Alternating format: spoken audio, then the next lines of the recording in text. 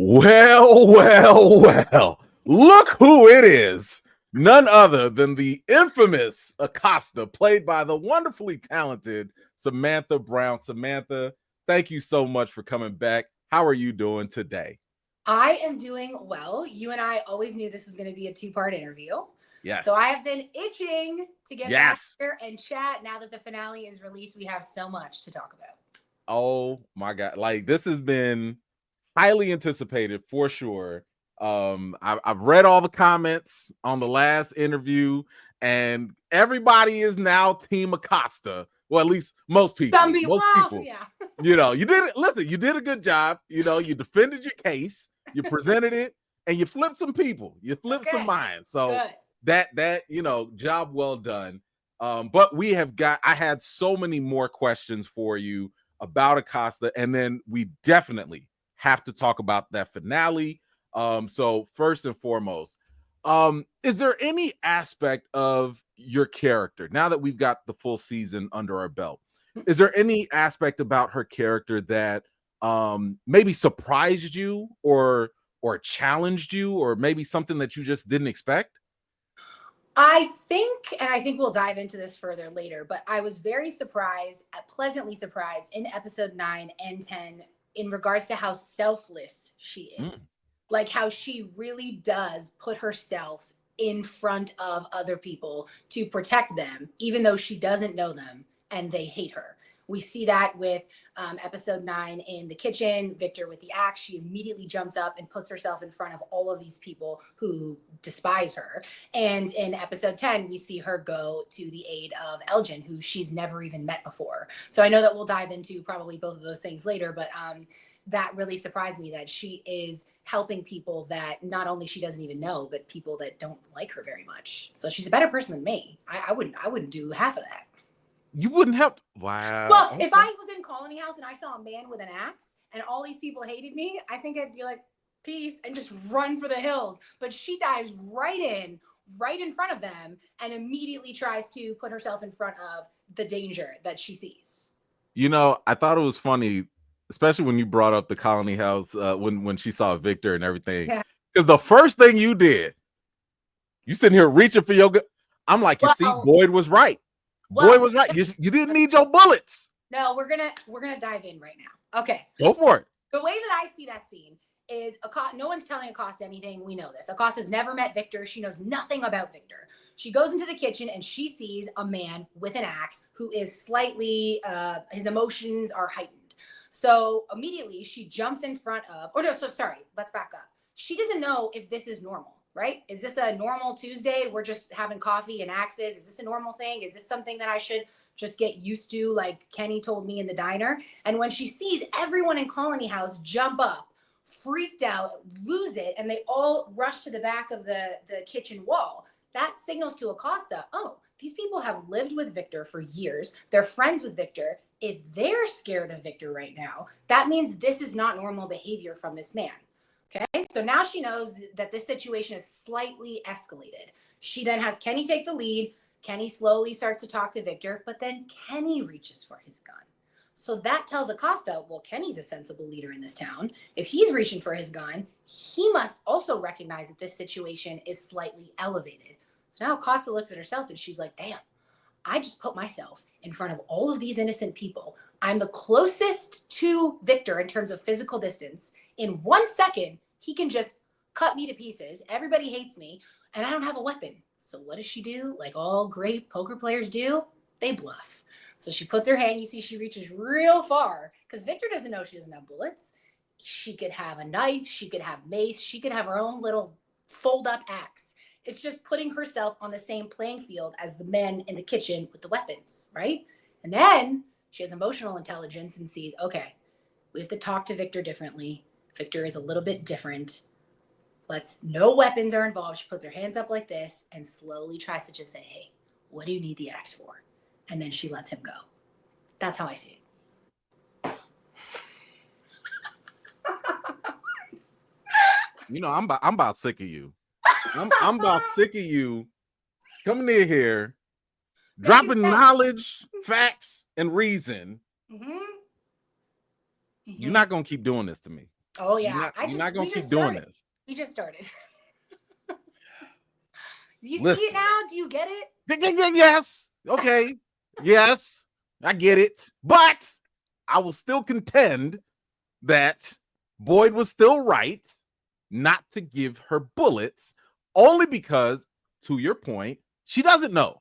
She doesn't know Victor. She doesn't know how this place works. She doesn't, because she might have been a little trigger happy. We don't know. But we don't know. We don't know. But when we get into talking about episode 10, we will discuss further. Okay. If that was justified. Okay. So there's another popular question a lot of people are asking. And I think, listen, I cheated on myself. I watched some other From channel, and I think I saw you talking about this elsewhere. But what is the deal with the lack of Acosta's first name? Is there something there? Like, listen, give me the exclusive. Forget them other channels. Give me the exclusive. What's up with her first name? So with that, I think I know what interview you're talking about. Is simply I do not speak on anything that hasn't happened in the final product of what you see on the show. So it has not been shown what her first name is, so I don't want to speak on it. And I just said that thinking that was good to do in terms of not revealing anything that's not in the show yet. And then I think people saw that and took it and spun it as something that that's they're hiding. Blood in the water. That's blood in the From waters. But no, I have no idea. I just genuinely couldn't say because it's not in the final cut. So that was all that was. And people took it and ran, and they're running. Have you heard any theories about that? About what your first name could be? You tell me the theories that you've seen. I mean, some people want you to be Eloise so bad. Oh. They want everybody to be Eloise. With the timelines. Well, I guess anything in From is possible, but time travel. Yeah, time travel. Yeah, I don't know. I mean, I think we'll find out. But yeah, that was just really me not speaking on anything that is not in the final edit. Okay. Well, speaking of fan theories, are there any fan theories that you kind of gravitated to a little bit more, especially now that you know what happens in the finale? Yeah. So what is revealed in the finale is what I suspected. Not to this degree, but a little bit of that sort of reincarnation element. But I have seen some theories, and I do think that there's something about water going on. I've seen a lot of stuff about water. Acosta talked about a flood that happened, the tea. Everybody's always drinking water in a scene. I think that there's something going on with water and the Civil War. I don't know how they're connected, but I do think that those are two elements that come into play for sure. But I don't know. That's my theory. No, I'm with you on that because, I mean, we've seen in Victor's drawings, water played a role to some degree. There was a flood of some sort. And given this whole cycle of events or whatever, maybe it comes back. But no, I'm with you on that. Now let me ask you this too, because people have also been curious about this. So Kenny has asked Acosta about this, and she declined. But we're all wondering, when is she gonna change out that uniform? I know. Well, look. It's only, I think her journey on the show takes place over 3 or 4 days. So it hasn't been that long. And the way that it hasn't been that long. But the way that I justify it is she's just still in denial. Like, she still thinks that any second now, she's going to hit a pocket of cell service and her radio is going to work. She's going to call for backup and her buddies are going to get her and everybody out of there. Like, she is slowly, as you're seeing the episodes go on, understanding the situation, but she is still in denial. So I think whenever she takes that uniform off, it will signal to the audience that, okay, she has fully wrapped her mind around this supernatural situation. And the pants are comfy. They're really comfy. Did you say 3-4 days? Yeah. But then I'm thinking maybe there's a scene that we didn't see of her looking around, snooping around in the From closets, and maybe she just didn't like her options. Maybe Henry got the last nice sweater, right? I mean, listen, I know that uniform is tired. I know it is tired. You did a little running around. Yeah. Yeah. Yeah, I know. Look, I Just get it. saying a rinse cycle or two, maybe something. Did they let you take the uniform home by any chance? No, No? Oh, okay. no, Okay. I I would don't. have asked to take it home. No, but isn't that illegal impersonating a police? I can't wear it anywhere. I didn't say you had to wear it Yeah, I outside. just hang You, it on my wall. maybe you just doing Zoom calls with the uniform. I don't know. Oh my, Whatever you do in your house, that's your business. Um, now later on in the show, we do start to see at least somebody is connecting with Acosta, and it seems like it's Kenny, right? You guys got the right. whole little deputy and police officer thing going on. Okay.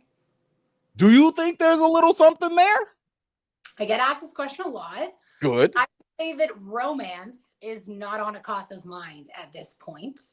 But I do think that if it was anyone in the town, I think the two of them could be interesting because they are very different. But I also think that they're similar in some ways. And I think Kenny, of all people, would probably have the greatest chance of bringing out a little bit of a softer side of Acosta. But I don't think love's on her mind right now. That's when the best love happens. When True. it's not expected. True. When you don't see it coming. And listen, I've been rooting for Kenny for a long time because he's been Same. going through the most. Yeah. Okay. We're not gonna talk about his other relationship status, Yeah. but I think it would be a nice match if both of y'all found some happiness Right. in the show. Well, it could be complex, because Kenny and Boyd have a great relationship, but Acosta and Boyd do not. So yeah, I think there could be some drama there. That's Right? a good point. Yeah. Okay, so I want to talk about this episode. I want to get into this. Okay. I've got a couple key moments that I'd like to go over with you. So let's take a look at this first scene because I think this is definitely going to be something that's going to get people talking. And since you are a fan of the show, I know you can commentate on this. Oh. So I'm curious about your thoughts with this scene. Oh man. Wow. Okay. I did not mean to put water in my own eyes with that scene. Yeah, I'm holding back. Okay, so actor to actress and all that, like, what was your take on just the emotional scene right there? Just because Scott, my gosh, this dude just does magic. What were your thoughts when you saw that? Yeah, I mean, look, Scott is such an incredible performer. And I also think it's so difficult, even in Robert Joy's situation, to come in and give such a powerful performance and they barely know each other. Right. And so I know behind the scenes that even when Victor met his dad, I think that was episode 5, maybe when Victor met Henry, the two actors, Robert and Scott, didn't want to see each other before that scene to keep it as real as possible. And so I just hats off to them. They deserve all their flowers for just creating such a powerful performance without even really knowing each other. And yeah, it's like there's no love lost there, right? Even after all those years, just incredible. It's one of my favorite plot lines of the entire show, for sure. Yeah, Probably no, yeah. same. Yeah. So of course, I'm sure people are going to be talking about the graves. That we got multiple confirmation that yes, Victor found his mom's body. We found out what happened when Smiley came after her and all that. But Eloise's grave still seems questionable. He thinks that's her. What are your thoughts on this whole, what do you think happened with Eloise? Well, I think Eloise is still alive just because that would make for great television. But, then I wonder, where is she? Where has she been? I mean, if she's been alive in the town the whole time, it'd be hard to believe that she's never encountered anybody else. But I think we're starting to see that Victor's memories aren't 100% accurate, right? With the terms of Jasper speaking first to Christopher, and now it's the boy in white. And so I don't think we can, not that he's lying, it's just he's recalling things differently because it's been such a long time and he's gone through such trauma. So, but yeah, I think it'd make for way better television if she's still alive. But where she is, I don't know. What do you think? Where is she? Well, I'm glad you asked because I have a theory video that will be out maybe before or sometime around this video when this posts. So all of you out there, make sure you subscribe and hit those notifications so you don't miss it. Because I think I might have cracked the case. I'll tell you offline. I'll tell you later. Okay.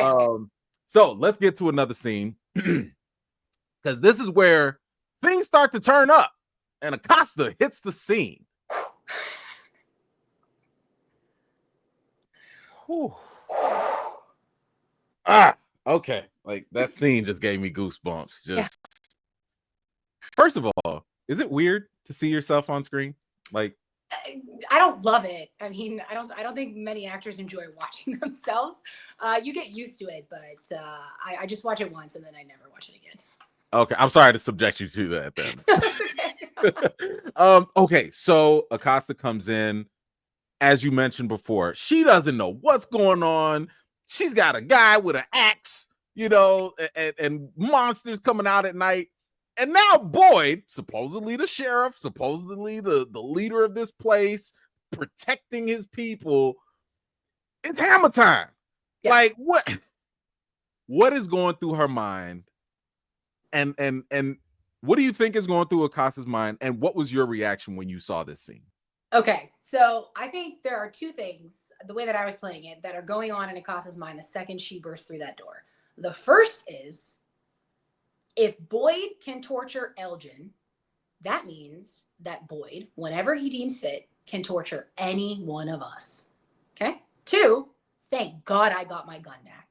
I'm the idiot that left without my bullets, because this is exactly what she was afraid was going to happen, is you cannot have people so close to a case making these types of decisions. And, you're talking to two people here. One, you're talking to Samantha, who is an audience member, super fan of From.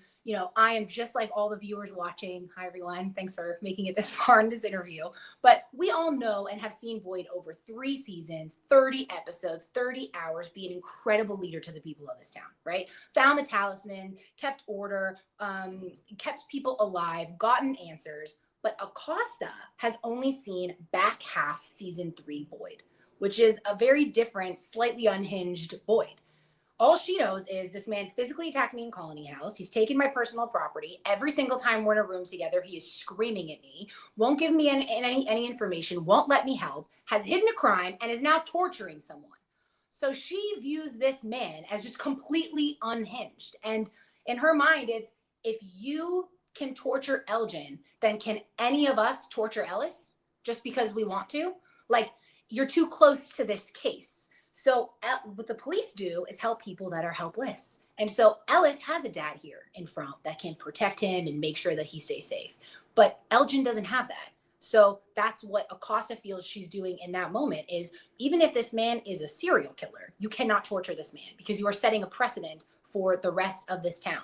And I love that she even stands up to, Donna and Kenny and holds her conviction that this is wrong when they go downstairs in the kitchen. Like, she doesn't even know Elgin. And she's still putting herself on the line to protect this man. And she is saying, if you want to torture Elgin, no problem. You want to slit his throat, decapitate him, burn him alive, no problem. But you're going to have to kill me first, because I cannot allow this to happen. As long as I am walking and breathing oxygen on this earth, we cannot allow this to happen. Right? It'll be straight anarchy. And it's funny because the idea of the precedent is something that I think might have escaped some fans, especially in the first season. Because I try to tell people, Bob and the box, or no, Frank and the box.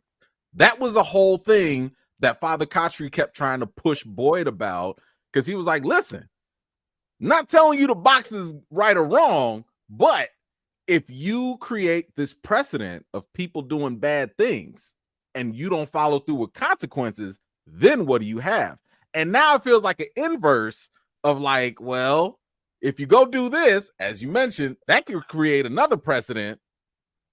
Yeah. And it makes, I was thinking about this so much, is if he does this, which we see he does, it turns the town against each other. So now it's an us versus us, which is exactly what the entity wants. The entity wants us to kill each other before it can kill us. So I think Acosta is coming from a place of, no, it has to be us versus whatever this thing is that you guys are talking about. And I think what she wants, like, Acosta doesn't want to take charge. She just wants to take action. Like, maybe we don't need one leader of this town. Maybe this can be a little bit more of a democracy and a system of checks and balances where, you know, you have Boyd that is too close to this case. So we need to have other people step up and try to make like if everyone in the town voted that Boyd should be torturing this person, then I think Acosta would be like, I don't agree with it, but everyone voted. So, okay. But no one did. No one in the town even knows what Fatima did. No one knows information because he's right now keeping it from people. His intention is good, right? Like I would want to protect my family. I get it. But, you know, these people need information. And I think more people should be involved in the decision-making process, especially when you're so close to this case. Right? So I'm with you. I'm with you. And we're gonna get some more information, especially for Acosta. But first, we gotta talk about some weird stuff. Because you know, everybody is here for the frummish behavior and all the weird craziness. And we just got one of the, I don't know, explanations of what's going on with Julie. So let's take a look at that.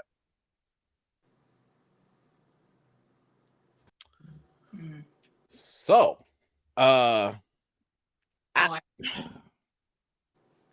it's weird to me because as someone who's, you know, watched all this sci-fi stuff, I love time travel, but I also get very frustrated with time travel because it's not real. It's all fiction. And everyone is able to kind of make up their own rules. I mean, Back to the Future is very different than Avengers Endgame versus X-Men Days of the Future Past. Like, all these things are different. And now we're given this explanation of Julie being a story walker. So maybe she's time traveling or maybe she's not. What was your interpretation when you heard about this or when you seen that? Like, what were your thoughts on this? I remember when I saw that she was a story walker, I like gasped. I thought it was the coolest thing. And what I love, I get what you're saying about time travel, because I think some shows or movies just kind of use it to fill in plot holes that didn't really make sense.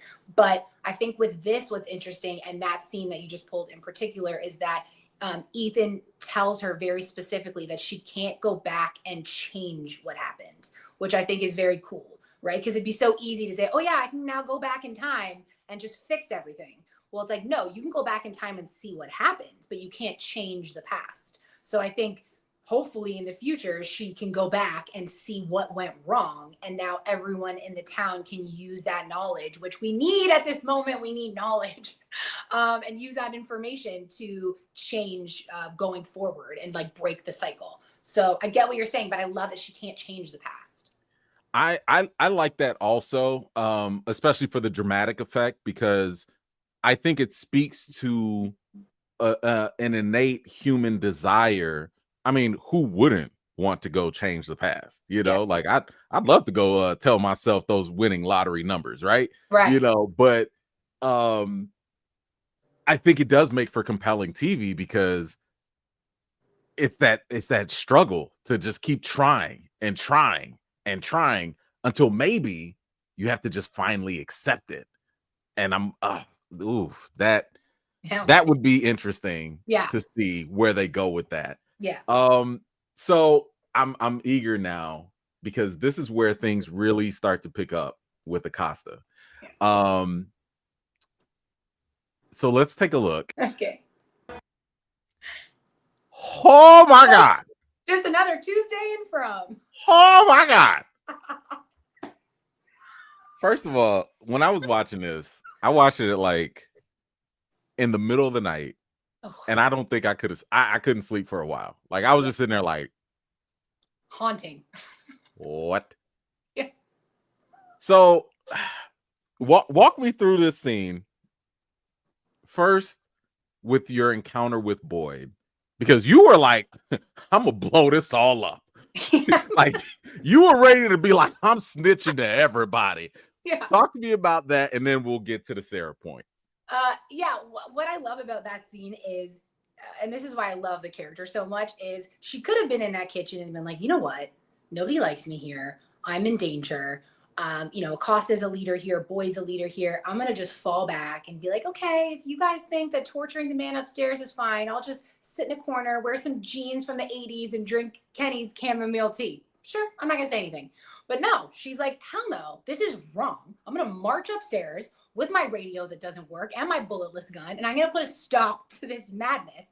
And she doesn't care what her position ends up being in the town if she's on the outs. She like just in her mind, this whole situation is wrong. And I think why she's saying that she wants to go and tell everyone in the town is back to what we were saying of that balance of power thing. Because when I was filming it, I was thinking, if you want me to believe that there are these voices that have convinced Sarah to murder people, that's really hard to believe, but sure, I'll believe it. We put that over here.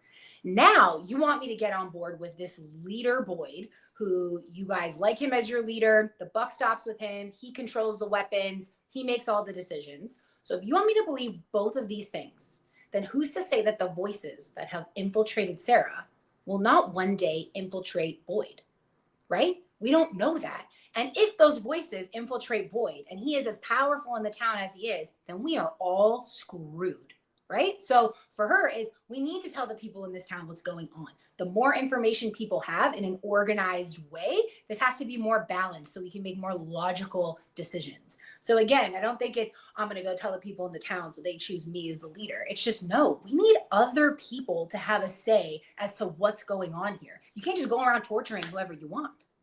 You trust them people? Because I seen that town hall meeting they had last time. It was chaos. It was not very productive. Right. But you know what I was thinking too? I was thinking about this and I think, because I was like, what would I do? You know, it's someone I love, because I get what Boyd is doing. But I thought, I think this whole situation leads back to the mistake they made with the treatment of Sarah. Because I believe Sarah is a good person and voices infiltrated her mind and she thought that she was, you know, helping the town by killing people. Okay. Everyone ostracized her and, you know, kicked her out. Basically, she's the town pariah. Okay. She's not allowed to come around. She's on the outs. That now signals to everyone in the town that, whoa, if I'm seeing visions or something supernatural is happening to me, I don't want to tell people, because look what happened to Sarah. And you see Julie, I think it's episode 2 or 3, she goes up to Sarah, and I get it. And she's like, I don't want to end up like you. And so when people look at Elgin and they're frustrated and they're like, why doesn't he tell people he sees the kimono woman? This is why, because he thinks if he tells people I'm seeing visions, they're going to treat him just like they're treating Sarah. And so, you know, no, can Sarah go around and roam around? Because how can we trust, you know, she's already been infiltrated. But I think you have to continue to allow these people to be acclimated with the society. So that people feel more comfortable coming forward when they have these visions. And then we know right off the gate, okay, Sarah and Elgin, they've been compromised. So when Fatima went missing, we would have went to them immediately and we wouldn't have had to waste time on this manhunt. And, you know, now Boyd is up against the 11th hour, right? Having to make this impossible decision, and he doesn't have a lot of time. So, but then it's like, what do you do with them? Maybe you have Colony House and then you have you call it like Visions and Voices house, like V squared, and you just keep everybody in the V squared house and you guard them. Acosta would volunteer to guard it if she got her bullets back. Let me tell you that. I appreciate the energy and I love all the ideas. All the ideas. But no, I think that was a fascinating point about, you know, nobody wants to be like Sarah. You know, no one wants to be treated like her. You know, even Victor saying like, you're the scariest person in town, you know. Right. That's a fantastic point. But okay, Acosta has seen what Sarah has done. Now, the way I'm looking at this is Acosta's come in, what was it? Maybe an episode or 2 ago, right after Tilly's death. Yeah. She's just now finding out that, like, wait a minute, Sarah did what? And then people are kind of like, you don't really understand. It's fine. It's no big deal. And now she's taking out eyeballs. Like, what? How can Acosta process any of this after seeing what she just did to Elgin? Yeah, but I think Acosta needs a lot more information as to what's going on. But I think, it goes back to what I said before of, I think they all have to work together. Like, I think Acosta is going to be a team player if you just give her information. I think Acosta is actually more of a danger to the town if you leave her out of it, because she's so proactive, right? She wants to get out there and do stuff and figure it out and fix the problem. And so if you keep information from her, she's just going to go out and try to explore on her own and probably be a danger or put someone else in a dangerous situation, not meaning to, right? So I think she just needs information to figure out what's going on, and then hopefully she can work together with everyone and figure out a new way to sort of treat these situations. But like, we cannot, like, I don't think Acosta would think Sarah should go in the box, or Elgin, or even Boyd. Like, what does the box do? We all need to find a new way to treat the people that have been infiltrated by these voices. We can't let the entity win. But, you know, I mean, people are dying. No, I you know. still got people dying, and you want to have conversations? Well, but what's the alternative? The I reason I think that people are dying is because no one is sharing information. We need to share information so that people are safe to come forward and be like, hey, I saw something freaky last night, right? I saw something, I don't know what's going on, and then we can take action. We can't be left in the dark. I totally agree. We're losing. Listen, just like Father Kotri said, like, you know, that's why they don't call it a rock, being between a rock and a hard place. Like, there are no easy answers here. No. So okay, I just want a fan perspective on this. We finally got a major answer, so I don't want to hear nobody talking about we don't get any answer. We finally cracked something. Yeah. And here we go. Ooh, I don't want to show that yet. Oh, Not yeah. yet. We'll get to that. So one, we finally found out what the message in the bottles tree like actually meant. Yeah. And huge. Huge. Yeah. Which I'm sure everybody was wrong. If anyone sits here and says they deciphered that, they're lying. I don't believe you. Yeah. But we also find out finally what the hell Ankui means. Right. It just means to remember. Mm-hmm. All right. What was your take when you found out about the bottle tree revelation and what these dusty kids had to say? I mean, I thought it was always years, right? I think a lot of people thought that it was years. Never imagined that it was the notes. I think that's such a great twist. That's why the writing is so smart. It's whatever the audience thinks is going to happen. It's the exact opposite of your wildest imagination. And yeah, I think it cracks the show wide open. You know, that's what I love about the finale is like, before there were so many like surface sort of ideas of what we thought was happening, and now we know it's this, and so now we can kind of dig deeper on this one pillar as to like what this all means. So it's cracked wide open as far as I'm concerned.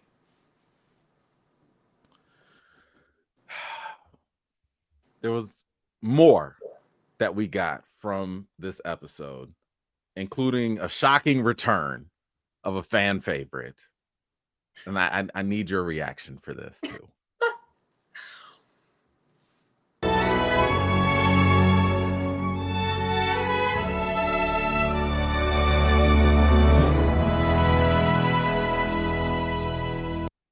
What the hell? What the hell? That's insane. Insane. Like, I didn't know how to process this. Yeah. I don't know. Like, did you know about, like, was this in the script, or did you see it filming? In the script. I was completely shocked. And that's insane. The fact that now we sort of know, like, they can never die, right? Or they'll come back, right? Yeah, it changes everything. It makes everything even more challenging and impossible, it seems. That these, it's kind of smart though. It's like these monsters. I kind of wish I auditioned for a monster, because it's like job security. Like, they just keep coming back. Like, they cannot die. That wouldn't be a bad idea. Yeah. That would be pretty cool. Right. So I mean, yeah, like, this episode just continued to just keep delivering, moment after moment after moment. But I'm sure almost everyone is gonna have to talk about the very final moment. Yes. Let's just take a look. That's the first time I saw that. Oh my God. That was your first time? I did. Yeah, I didn't watch the screener because I wanted to watch it I knew that happened, but I haven't seen the. Why did you tell me? I would have protected you. No, that's incredible. I'd rather watch it with you. Wow. Wow. That man is strong. Strong, right? He got that old man strength. I need some of that. Wow. So, what are your thoughts? Okay. First of all, who the hell do you think he is? Because we saw his painting. Miranda's seen this guy. Mm-hmm. Who do you like? What are your ideas or thoughts on who he is? Because everybody's gonna ask, who is the man in yellow? Right. Well, I think he's obviously the mastermind of all of this, and there's the whole, or this is what I think, like the whole, sacrificing of the children type situation. I feel like he's the mastermind of that whole thing. But then if we're going into reincarnation land, does that mean that someone in the town could be him? Right? Or turn into him? And I've seen some theories about that. So I don't know, but I think we need to kill him immediately and this all ends. How the hell we gonna kill him? Well, first I need my bullets back. Bullets don't work here. Well, we don't know about him. Well, that's true too. Right. So we saw Julie coming in, and she clearly looks different. Yeah. And she was, running in, and she was telling her dad, like, hey, this is when it happens. So I do think that this, I wouldn't call it a fake out, but at the same time, like, she's clearly story walking at this point. Yes. But like, what do you do with it? Like, what was your thoughts on like seeing Julie? I mean, do you think Jim is done for real? Yeah. Do you think he can change the past? Like, what does Ethan know? I remember when I got because we're always waiting for the scripts, right? Because we don't know what's going to happen. And I remember the first time I got the email of the finale, I was at the mall, and I remember specifically I was outside of a Steve Madden, and my phone beeped, and I saw that we got the final episode, and I blacked out. I was just in the mall, and I read the entire thing. It took me like an hour just standing right in front of the Steve Madden store like this the entire time. And I felt someone poking my shoulder, and I looked and I jumped up, and the woman was like, she came out of the store and she was like, are you okay? I just want to make sure you're standing there for an hour. You look like you're about to cry, because I'd gotten to that end scene. I was in total shock. And I texted Ricky immediately because I was a little bit confused. I was like, wait, she is story walking, but when does this happen? Does this happen in the future, or did this? So I still don't really know when that timeline occurred, but I believe they made it very clear with the Ethan diner clip that you can't change the past. So, but I don't know, like, if this happens in the future, is she seeing into the future and she can prevent this from happening? I don't know. See, yeah, I'm still trying to process this. Like, what's the timeline of this? I think what we saw was the present timeline. Oh. But the Julie that we saw was from the future. Oh, I see. So she came back because, her hair clearly looked different. She had some scars on. So clearly she'd been getting in cat fights or something, right? Fighting somebody. So maybe there's a time jump. Well, you're right, though, because like Jim has to be in the current timeline, right? Because of the scene, it continues from when he leaves talking to Tabitha. Right. Right. And because it's not like he changed clothes or no, he's still changed, What? I don't know. I was really hoping you had some answers. No, I have nothing. No, I mean we have, so that's what I love about the show. It's like you get answers, and then you have a million more questions, right? But this does answer a lot of things, but no, I don't know what timeline that is. But yeah, she's a story walker. And can other people be story walkers? Like, what about Randall and Marielle? Because they were also chained up. Like, what? There are people that believe that Ethan did a little story walking in the second episode when he was seizure? When he was doing the seizure, because he was like, oh, I went to this place and I saw all these things and saw drawings on the wall and giant spiders, and I keep telling people giant spiders are coming. Oh, I think so. We're getting giant spiders. I don't know why people don't want to believe me. You got pictures, you got Ethan, everyone's telling you giant spiders are coming. That's the most horrifying. I'm not showing up to set that day. I don't want it. It's horrifying. I don't like them. No, I hate spiders. Yeah. No, thank you. Yeah. No, but yeah, I've seen that theory too. Like, the people that are having seizures, are they story walking? Mm-hmm. I don't know. it's hard to say because everyone has different reactions to, in this place. Like everyone isn't experiencing Jade's version of visions. Everyone isn't having Tabitha's version of extreme deja vu, or Sarah's voices. Everyone doesn't tune in that way. So I right now I'm thinking that Julie might be the unique dream walker, but maybe other people can experience aspects of it. Right. Maybe. Yeah. And then can she control? Is it every time she goes back to the ruins, she can story walk? Can she choose where she goes? Like, I don't know. So actually, now that you say that, I'm wondering if Jim does die in the current timeline, and that is what makes her go back to try to change things. So, for example, I see. You see what I'm saying? Like, yeah, she probably was like, you know what? I'm not gonna mess with this whole time travel thing. Oh my gosh, you killed my dad. I sure wish there was a way to fix that. And then she's like, let me try and fix it. Right. True. I'm wondering if that's where they go with it. But then it's like, where do the faraway trees come into play? Because I've seen a theory where someone says, because you know how every time you go into the tree, you come out somewhere different. Dale came in the pool, but when Tabitha went in the tree, she had the lunchbox, and the lunchbox had an address in it, and she ended up in Camden, Maine. So like maybe every time you go into the faraway trees or time travel or whatever, you need an address on you. I saw that theory. So I'm thinking, for one, I don't think the trees deal with time, but they definitely deal with like space, right? Like you will go to different locations. But one thing that I've noticed is the fact that everybody can't go through the tree. Like the only people that can go through the tree are those that are designated to go through it or guided. So obviously Tabitha, she's one of the chosen ones or whatever. Yeah.